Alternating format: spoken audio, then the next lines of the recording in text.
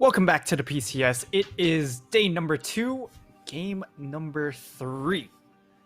And of course, before we dive into it, thank you our sponsors at CDBC Bank and our organizers in Riot Games, Carry Live Co. and Garena. Now, our next matchup is going to be interesting. It's going to be our 8th seed, current 8th seed in Impunity, taking on a current 10th seed in Sem 9, as Sem 9 look to keep their playoff hopes alive, Jenny. Yeah, this is definitely do or die for Sem 9 at this point. They are 1-12 right now. They are currently last place in the table. They need to win this one to keep their playoff dreams still up. And this is going to be one of the better remaining matchups for them because they've only got 5 games left. So they've got today, tomorrow, and then 3 next week. And they really need to try and pick up wins where they can. They're going to need at least like 2 or 3 wins out of the next 5 games. And definitely this match versus IMP is one of their best chances to pick up that win. So they're do or die right now. Yeah, only 5 games left, and they need at least 3 to get into a tie-break situation, and 4 to really make a case, and that's going to be difficult when you look at their remaining schedule. It's not like they have freebies all across the board, because any of the top 6 is going to be very difficult, but they have made some interesting changes to the lineup, as we will see Lazar make his glorious return into the lineup, and it will be Shiedodo and Ashin in that bot lane. Caspial moving back into the pick ban role that we saw him at the beginning of the split.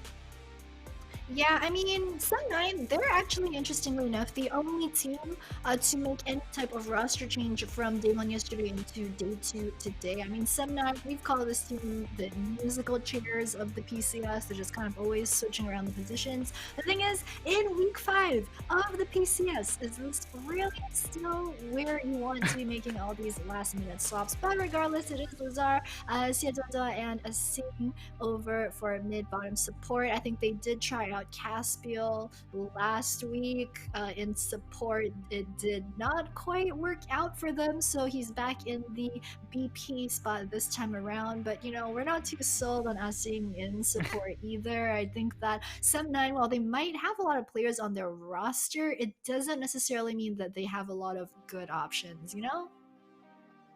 And speaking of another team that has been rotating players, it's been Impunity, as they will not be making any changes coming in from day 1. It will still be Husky, it will still be LZ, and it will still be Yusin as the new members staying in. Yeah, this is the pick for the future Zoomer kind of lineup that they're going for, which is a bit baffling just because we're coming onto the tail end of these summer playoffs. I think that their more veteran members might perform better. However, the ceiling seems to be higher for this current roster that they are fielding today. It's just that in week 5, we're not really sure if they'll have the time to really get this together. I think if IMP had wanted to go for this squad in particular, then maybe they should have tried to have more confidence in them from a few weeks ago. Not sure if it's a bit late, but we are going to see the head-to-head today. It's going to be No Name versus Jackpot over in the top side, and already just pretty diverse champion pool. We've got No Name from playing with Kale from the earlier weeks of PCS this summer, and then you've got Gwen, who's super strong on this patch, as well as Sejuani for Jackpot, and both of them picking the Jacks. So I don't think there's all that much to say about this top side. You know, of course, IMP, they had ICU in week 1 and week 2, and then they just suddenly released ICU from the roster to field Jackpot. Essentially, he has only had about 2 weeks or so playing and scrimming with this team, so a bit of a lackluster performance, I want to say, from both of these top laners. Yeah, I will say for No Name, he has been the player that has kept his team somewhat upright here, and maybe, just maybe, in this particular game, we get to see the Darius, his famous Darius, come out. That's been really banned out the entirety of this split.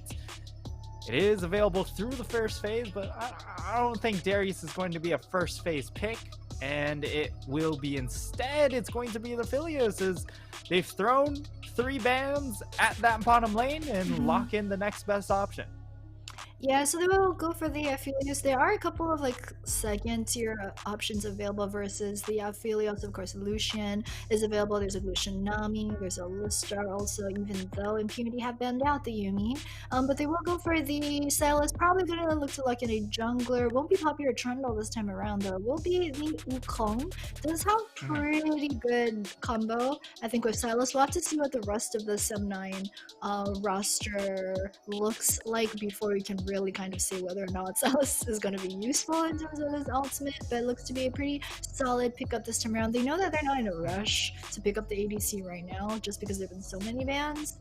And I feel this Lulu will be actually really tough for IMP to deal with, especially without Yumi. So that's going to be difficult. I think even if they do run like a Lucian Nami or like Ezreal, they're going to be pretty powered out versus Aphelios and Lulu. So I'm not sure what IMP have left.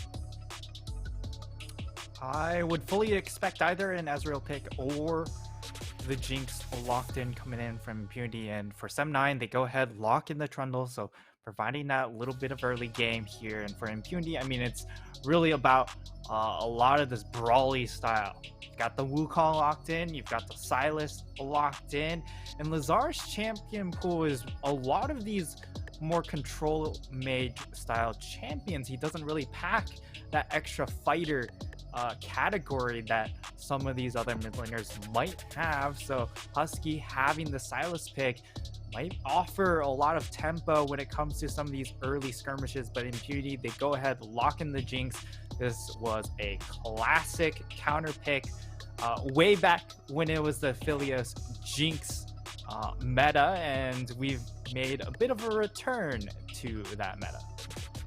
Yeah, the Jinx, of course, is going to have a bit more of like that range early on versus the Aphelios and Lulu. It kind of helps you poke a bit more and last hit just a bit safer with that. So Renata, Tompkins, they're just pretty much banning out more of the team fight heavy supports that IMP could go for. They already have pretty strong team fight with the Sylas Wukong combination. Maybe a Nautilus, but I'm not really sold on Jinx Nautilus for a bot lane. Rakan would be good. It would give a bit more escape potential, especially if like Trundle shows up for the game, throws down the pillar. I think Rakan would be helpful to get them out of there with a disengage. So a lot of mobility actually from the squad of IMP. They will need to pick a top, however, but they're going to wait to see what S9 do. And I would love for Lazar to play the Vex, but I'm not sure if we'll see it. However, it is pretty safe actually. Oh, it is gonna be a lock-in. So Vex likely versus Sylas over in the mid lane. It's actually not too bad for Vex. Vex, essentially the way that she wants to play around in lane is she needs to combi with her ultimate. She needs to in team fights, you know, the fear is a bit more important, but just 1v1, as she just lands her combi, she walks out because everything is pretty much like 10, 12, 15 seconds cooldown for that one. So as long as Lazar can kind of position safely, it shouldn't go too bad for him. But it's an interesting one that we haven't seen in a long time. So once again, the blind pick Jax, and oh, it's gonna be their Fiora into that for Jackpot. Wow, last pick Fiora coming in for Jackpot. They save counter pick, and he comes up with the goods. We'll see how well, of course, it does once we get into the game, but as things stand, I feel like a lot of this composition really boils down to how Lazar does on this Vex pick, which we have not seen this split. I think we've gotten one game of it, and it did not do well. So, you know, early signs of it, not good, but against a close range composition that Impunity do have, if somehow you're able to land the Shadow Rush onto Jinx, delete her off the map, then the rest of the fight does become a lot easier for Aphelios. Yeah, Vex was in kind of a weird position where she was super strong in the few months in between MSI leading up to summer. So it was around the period where Vex was strong, Corki was super strong in solo queue, and people in Korea were just figuring out that Swain was just absolutely dominating over in solo queue. And then once summer started, like Vex just kind of fizzled out a bit. So a bit of a unfortunate, I think, turn of events for the Vex fans out there. But we will see how this happens this time around. I think in combination with the rest of the Sem 9 roster, however, because they have a bunch of dive, right? So they've got Trundle, they've got Jax, which are going to combo pretty well in any type of dive instance. And then Vex, depending on how you play the fear, also can be used for engage or disengage. So I'm not sure how much Sem 9 has practiced Jax and Vex together, but it is actually a bit tricky to pull that one off. So we'll see. We'll see if it's something that they've practiced in scrims lately or not, because as we mentioned, this is a super crucial match coming in for Sem 9 today. Yeah, and taking a look at these compositions, Jenny, though, which composition do you favor? Ooh, that's tough. I actually like IMP's composition if we don't look at top lane. If we just ignore the Fiora for Jackpot, they've got a great comp. They've got Jinx and Rakan, solid bot lane, does a lot to enable LZ, and then Wukong Silas is great also, and meshes well with the Jinx. It's just the only thing that I'm afraid of is going to be Jackpot over on the top side, because depending on how good or bad Fiora does, I think that is really going to dictate the pace of the mid game. Mm-hmm. Yeah, and thankfully, both of these top laners will be mostly focused on the 1v1. So when it comes to full team fight contributions, both of these top laners not exactly the best team fighter when only holding even. Of course, when if they get super far ahead, that definitely changes the calculus there. But down in this bottom lane, I think this is also really interesting because it's going to be Ashin on the Lulu pick. So this is a pick that wants to get a lot done in the lane phase against something like a Rakan.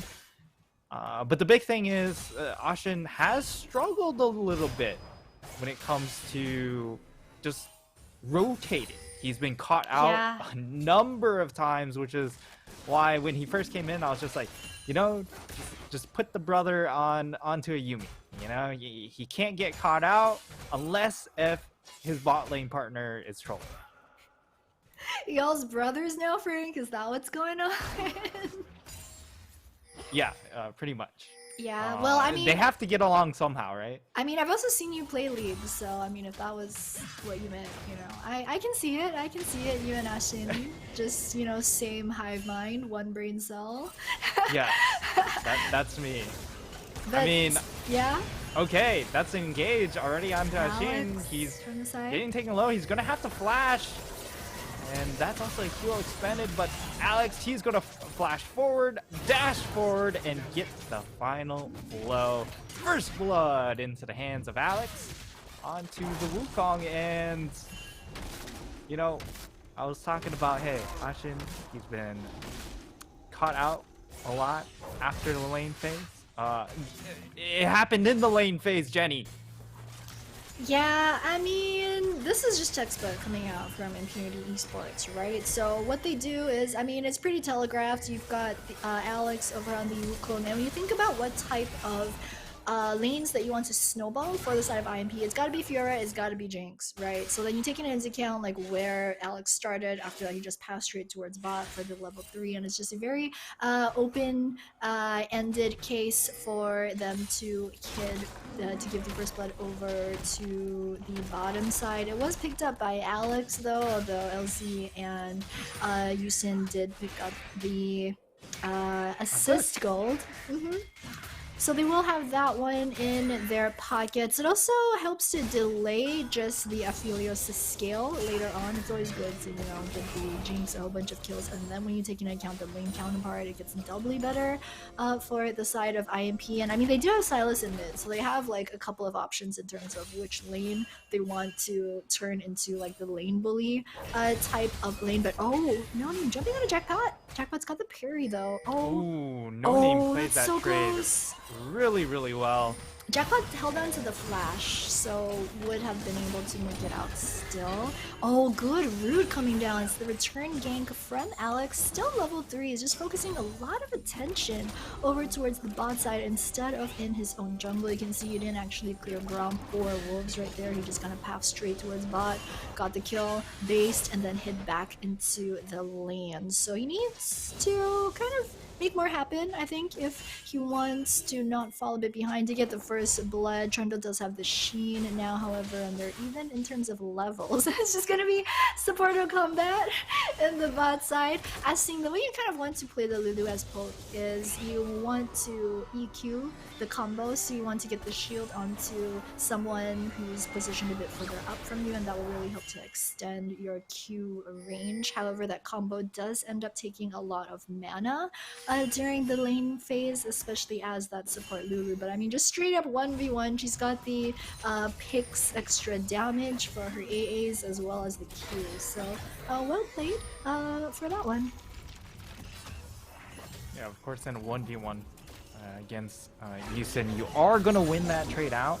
But it doesn't matter. Yusin, he was looking for the recall anyways, so taking a bunch of damage doesn't matter too much for him, as he will now go into that bot pixel, remove that ward, make his way down to that bottom lane, and right now Impunity feeling pretty comfortable with this bot lane, with the Jinx being able to alleviate some of the early pressure that can come out from Aphelios. Lulu does allow Jinx to then hit those scaling spikes where she does outrange the Aphelios and can run away with these team fights. And now, I mean, over in this top side, nothing really happening, right? It's just kind of farming things out here, but No Name has been pretty patient. When it comes to this Jax Fiora 1v1, it's about the timing of the riposte versus something like the Counter-Strike. And the thing with the Counter-Strike is that you do control the timing of your Counter-Strike, whereas Jackpot, he does kind of have to predict when the Counter-Strike actually gets triggered and use the riposte at the right time. Yeah, it definitely comes down to the skills, the timing for both these top laners, and they are the featured matchup for the System versus IMP game. So we'll see which one comes out on top at the end of this one. And oh, there's No Name jumping in first. Dodge actually from both sides, and Jackpot looks to want to re-engage. A lot of damage gonna go down. No Name actually also taking the minion damage, and no, Jackpot with the solo 1v1 takes 2 tower shots, but makes it out of that one with the good timing on the pot usage as well. Yeah, and this was so well played coming in from Jackpot, being able to trigger all 4 vitals, and he goes for that fight knowing that Trundle showed up on that red buff ward. You see here, you see that fight start out, and he uses the ultimate immediately, and he continues for the tower dive because of the fact, hey, Trundle is bot lane. There's no way he could counter gank me here and ruin my day, so he just takes the 1v1, wins it out, and it doesn't matter how low he is because there's no response close by from Sentinel. Yep, and decides to ruin No Name's day instead by outright winning the straight 1v1. And we give him a lot of credit, for just knowing the timing, knowing how to dive and play that one out. But we also have to give credit to, I'm not sure if it was Arashi or Lazar, who actually had the deep ward over in the bot side blue jungle. And that was really what allowed Jackpot to know that Alex. Arashi. Oh yeah, Husky or Alex. Yeah. Might be. Yeah. To know that Arashi wasn't around to be able to come in for the 2v1. So he got the confidence from that extra vision boost, but Arashi this time looks to be trying to solo out Herald. This is a bit risky though. He's going to be actually take it very slow as the Trundle. Yeah, he knows he can't 1v3 right here. Just going to pop down the ground right there, get a bit of a slow down onto IMP. Pillar coming out. Good pillar coming in. But Yusin, of course, he is that. Oh, Rakan jumping in now with the engage, and Alex bails out. And unfortunately, there's just more members coming in from the side of 7-9. They'll be able to chase on the Jackpot, and he should get run down. It will be a double kill for No Name. So even though Jackpot finds that 1v1 at the start, I mean, it all kind of goes down into the drain right there with No Name securing himself 2 kills. We get to see the replay as Yusin on the Rakan, trying to bait out some cooldowns, playing very far forward. Husky backs out, Yusin also backs out, but then the turn, like Alex comes in with the Wukong ultimate and Yusin tries to follow up, but the issue is the Jinx is too far away from the fight, and Shidodo being here, I mean, it just goes south very, very quickly for the side of the team. Yeah, a bit of a lack of damage in the early game, I think, for the squad of IMP also, but they are going to be able to take what they can. They do pick up the first dragon of the game at 10 minutes in, so it's going to be a fairly early start in terms of stacking those dragons this time around. Goal difference, as you can see on the graph over on your screens, just very back and forth, very swingy here and there. We're still about 10.5 minutes in, so it's a bit early to tell at this point, but very scrappy game from both of these squads. Yeah, and it's really nice that the first team fight goes in favor of Sem9 because of the composition they have crafted up with Lazar on the Vex. Bit more of an assassin-y sort of champion. Wants to hit the mid-game running, and of course this Aphelios pick, which does get outranged later on by the Jinx. So getting that first fight win, really, really nice. And of course the double kill on No Name does help shift power into his hands for the time being. Of course, Fiora does become just too much of a menace later on, and it will be an outscaling matchup at that point for Fiora. But at this point in time, if you're able to hit the Mythic power spike faster, No Name will definitely have an advantage in that regard.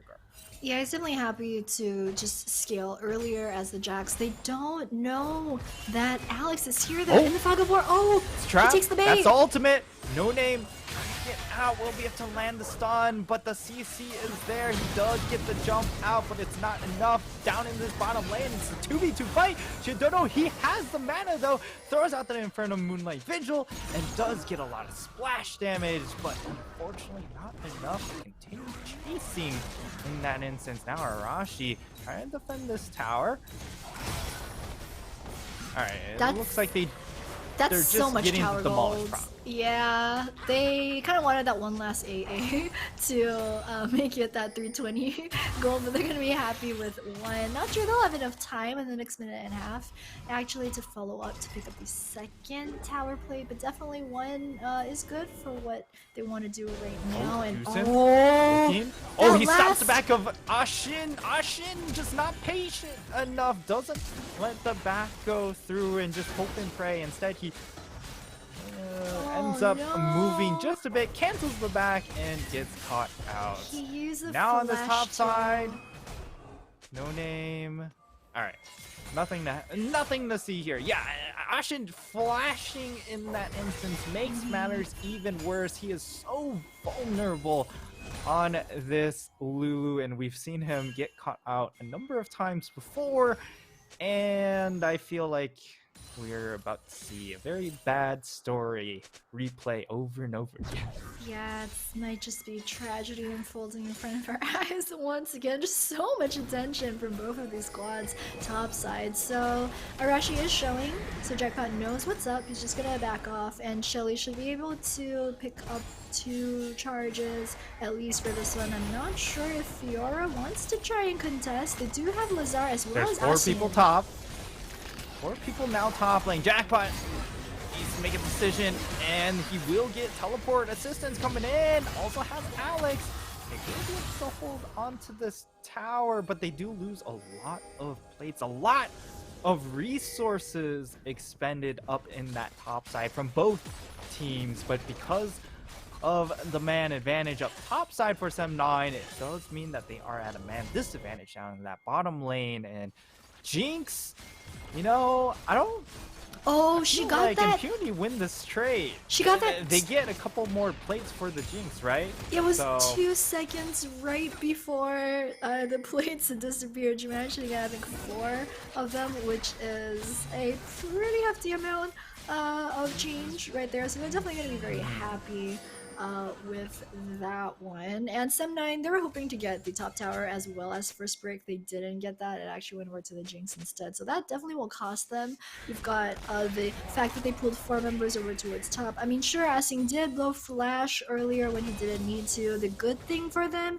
is that he is on Lulu. You don't really need the flash for any type of aggressive engage. You really just need to be close enough in range to pop down the wild Garou onto like your Jax, your Trundle, your Vex, and that's really about it. So if he can try to not int in terms of his positioning, then it won't really cost him all that much. Meanwhile, we do have LZ and Yusin swapping over to the mid lane.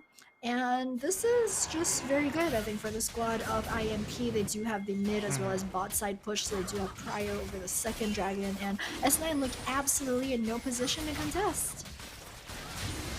Yeah, they're definitely not in the spot to contest that dragon. They had some defensive vision, but not really a lot of forward vision, and Shidodo being able to get some chip damage on to LZ is going to be nice here, but Impunity are still making their way over into this Rift-Hold area. We might see a replay of what happened the first time around. Here is Ashin. He's too far forward. He gets caught out. Does get engaged upon and will get bursted down. That's the first reset. Alex gets the kill. Now teleport coming in. It will be No Name stuck in the tracks, but the fight is just so split. Husky trying to get away and will create a little bit of space, buy some time, gets the stasis off for the rest of his team to help them out, and it will just be a 1-for-1 trade. Fight lines reset. Now maybe we go again. No ultimates available, although Jackpot still has his. He's not exactly in a spot to respond. Yeah, it's okay. He's actually going to jump in. That's the engage coming in with Houston. That's 4 people knocked up. Jackpot gets the first kill, gets the reset on that ultimate. Big heals all around, and that will be a double kill for Jackpot. He's chasing, he's looking, he wants that 3rd kill, and the flash away from Shidodo does deny that triple, but Husky is still on the hunt. Seeing that Shidodo has walked very far away, he's just gonna have to settle for the minions. Whew. What? Skirmish after skirmish from the squad of IMP and Sem9. They do get the Herald. They're going to pop it into mid. It will very easily convert into the mid side tier 1 tower. I think Sem9, their mistake right there was that even though it was a 4v4 and they were even in terms of manpower, they had, I think, 2 or 3 members on their side who were really low. It really opened up the opportunity for the Fiora to try and make something happen. You can see Lazar and I think No Name just going down low pretty much at the start. Good engage from the side of Yusin, good positioning as well. He just goes straight in, knocks them up, and backs out of that one and lets the rest of the IMP squad clean up. So, well played from the side of IMP. I don't think we're going to get the replay of the earlier team fight, but Asing once again kind of playing the frontline Lulu that a Lulu should never really play. So I guess it's good, you know, we're not gonna shame him by having the replay being thrown up of him being caught out in front of all the rest of his squad, but hopefully, you know, hopefully it doesn't happen again. Yeah, and the issue is usually Lulu scales incredibly well, right? And later on in the game, she's super frustrating to play against, especially when you're a bunch of low-range bruisers having to run into a Lulu. But the issue is the scaling is a little bit muted because you have an Ignite. You don't have the exhaust to shut down anyone that's diving in onto this Aphelios pick. So it feels like this Lulu pick for Ashin not panning out very well. Of course, plenty of time to redeem himself, but now, like, Shidodo, this is the point in time when he gets outranged by LZ, who has a 30 CS advantage. This is not a good spot that Shidodo wants to play from. Yeah, sometimes just dropping towers left and right. IMP playing this very well. They're really just, you know, using the superior range of LZ to just go in, Q, get those towers, and then just back out with the protection from the rest of his squad. You can buff him or just disengage if S9 decide to turn. So IMP are about 5,000 gold up right now at the pre-20 minute mark. The thing is, Sem9, if they want to turn, they will lose the team fight. So we've had the Aphelios Lulu, as you mentioned, versus Jinx or Khan. The thing is, in this matchup, it's about scaling, right? You want to not allow the Jinx to scale, you don't want the Jinx to get a hit. That's kind of exactly what Sem9 had let happen for LZ this time around. So they're kind of running out of options as we head into the team fight part of this game. Sure, they do have the lead onto No Name, and that's pretty much probably going to be the only way that they can try and play team fights later. Yeah, but even then, like, Jackpot, he is very close to 2 items. He also got 2 kills in that last fight around the Herald, so that was massive for Impunity. And now it's just very, very difficult for Jax to deal with this Fiora because now the cooldowns are just extremely, extremely low on that Q, so she's just constantly jumping around. As it will be Impunity to start out this dragon, and it does look like Sem9, they are not interested in trying to contest.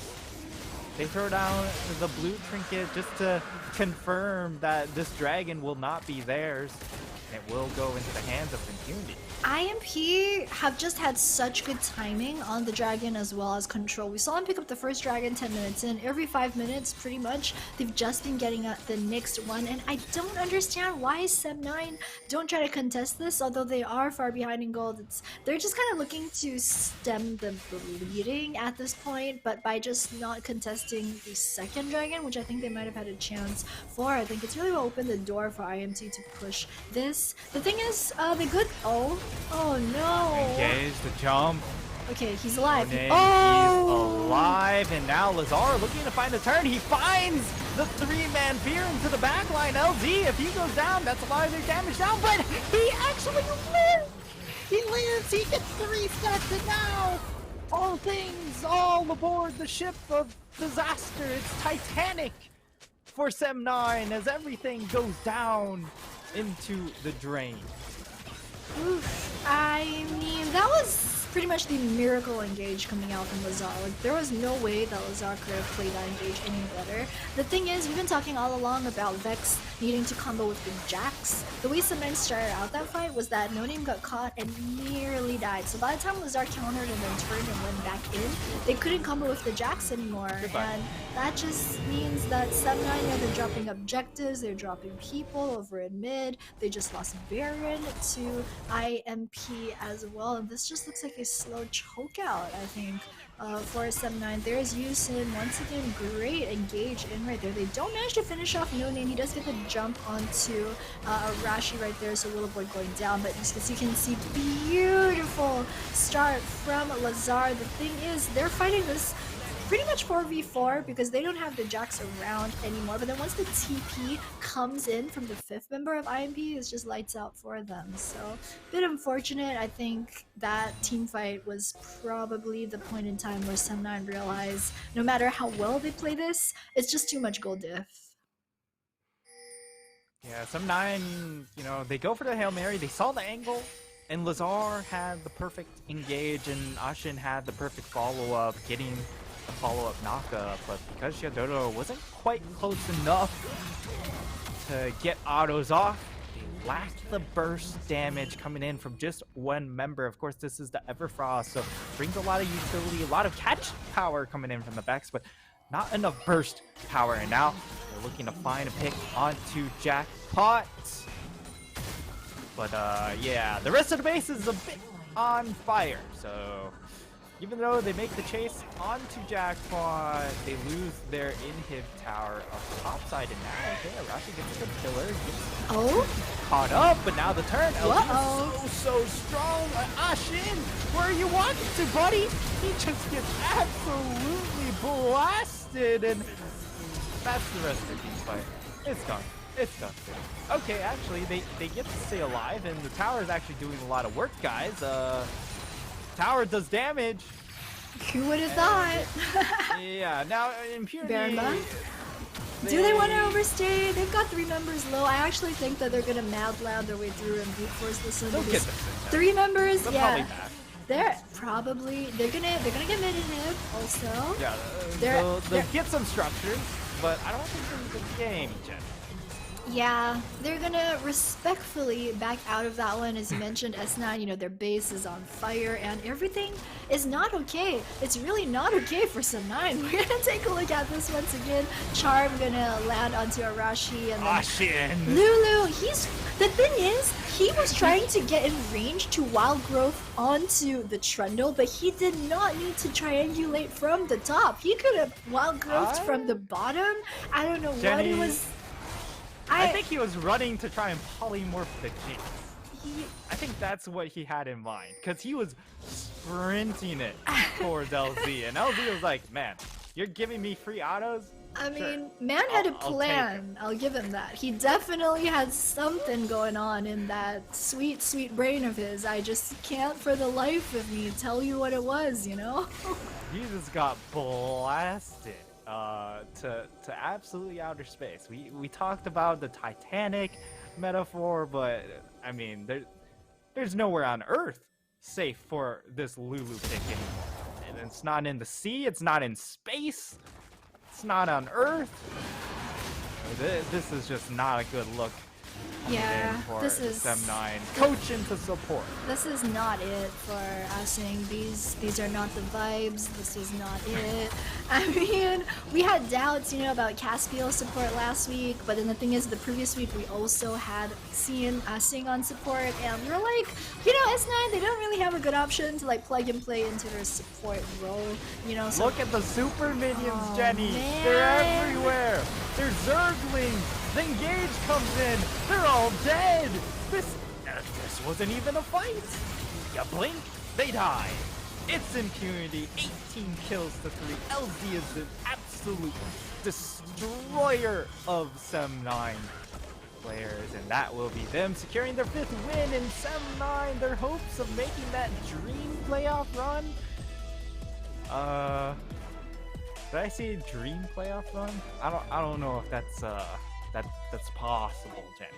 Yeah, I mean, on paper, it's possible because they had to win 3 out of their remaining 5 before today. Right now, after today, they have to win 3 out of their remaining 4. So it is still possible on paper, but the thing is, battles aren't won on paper, right? They're won on the Rift, and we've seen what Sum9 play like on the Rift, and it leaves much to be desired, you know? It leaves us kind of wanting more. Like, I could be a bit more impressed at the way that they're playing, you know? You know, I don't want Jenny, you want... What do you want more of? I don't want more of that Lulu. That's what I'll tell you. I don't think even his teammates want more of that Lulu, man, Frank. That was not the showing at all. And we can see Impunity, they understand. We banned the Yuumi in the first phase. There is no safe valve for Ashin anymore. There's no safe champions for him to play, and you just saw him get exploited time and time again. Starting out with a level 3 Wukong gank. What timing would these junglers happen to take if they are to gank a lane? It's level 3, and they die to a level 3 gank. That's like the most tilting thing to happen to a jungler in solo queue, is when your lanes die to a level 3 jungle gank. Yeah, and I mean, props to IMP also. They just played that one to perfection. You know, we had some doubts coming in about the Fiora pickup as well, and we're just not sure if it would work out for No Name either. But he did great, and we're not too sure if this is just because of the caliber of team that they are facing today versus 7-9, but just the fact that No Name looks to be able to play that Fiora well. He understands the timing when he can Jackpot. jump in. Jackpot, yes. Jackpot versus No Name. Yes, I have COVID brain. It's just like it's been a long day. But yeah, the fact that like he knows like when he hits that level 6, when he gets that spike, how he plays around it, he waits for Jax to not have the minion wave to be able to jump back onto, goes for the tower dive, knows Trundle is showing bot side, just playing that absolutely textbook. It's just a very good thing to see because there's a good chance that IMP are going to be able to make it into playoffs. So they will definitely have at least one match starting out in the lower bracket. They're going to wait for the 3rd, 4th versus 5th, 6th if we follow the same format as last time. So they will wait for someone to drop into LB. So they will have at least one best of 5 series. So it does bode well for them going into what is likely looking to be playoffs for IMP. Singapore, Singapore. Jenny, you say that they're going to start in the lower bracket, but when we look at BYG, that's true. Maybe they can catch up to them. Singapore, Singapore. It's certainly not out of the realm for Impunity if they can find a way to build on this momentum. Of course, they also had a bit of a soft matchup yesterday, or was it yesterday? But regardless, this is a team that, with their remaining schedule, actually I'll dive into that after we look at this post-game breakdown. Impunity just dominated from start to end, right? Like, we saw some blue in the gold graph, but it was like 90% red. Not much. It was a bloodbath. It was not even close. Once the Jinx got those first 2 kills, once the side of 7-9 just didn't throw any attention into the Sephilios, who needs to get ahead to do things against the Jinx, then it did feel like everything went down the drain, and it ends up being the MVP performance for Alex. I mean, can you blame the man? He killed Ashin at level 3. Yeah, I think Alex and IMP definitely played this one out well. They had a very clear plan going into this, despite the fact that they picked Fiora top lane. Their plan was very clear cut. It was snowball the Jinx. They used the Wukong to do that at the start to perfection. And we saw 7-9 have a good idea going into this game, right? Because for them, they were very happy in the first 8 minutes or so to swap Prio bot for Prio top. So we saw them, try to make stuff happen for Jax. We saw them prioritize the Herald at the start in favor of the Jinx getting plates and the Wukong level 3 gank in bot. However, the thing is, Jinx just got too far ahead. 7-9 just decided to stop contesting Dragon completely after they lost the first one. They didn't even fight the Dragon number 2 or 3 either, and that was just a bit too much of a snowball for 7-9 to handle later on.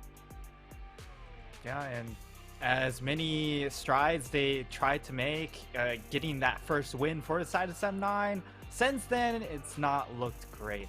However, that's our 3rd game done, but we still have one more on the table. It is going to be, let me check real quick, MFT returning to the Rift as they had the day off yesterday, taking on Deep Cross Gaming. So stay tuned, you don't want to miss this matchup.